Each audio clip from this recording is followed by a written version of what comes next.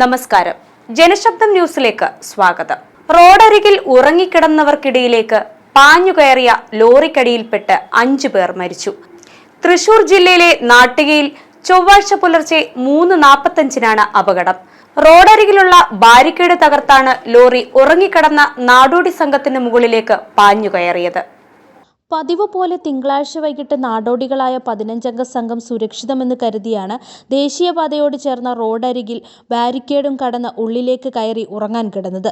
ഇവർക്കിടയിലേക്കാണ് നിയന്ത്രണം വിട്ട തടിലോറി പാഞ്ഞുകയറിയത്.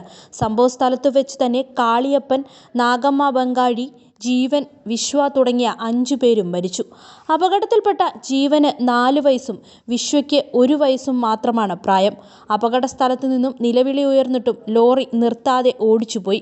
ദൃക്സാക്ഷികളായ നാട്ടുകാർ ലോറിയെ പിന്തുടർന്നെത്തിയാണ് വണ്ടി ഓടിച്ചിരുന്ന ക്ലീനർ അലക്സിനെയും ഡ്രൈവർ ജോസിനെയും പിടികൂടി പോലീസിൽ ഏൽപ്പിച്ചത്.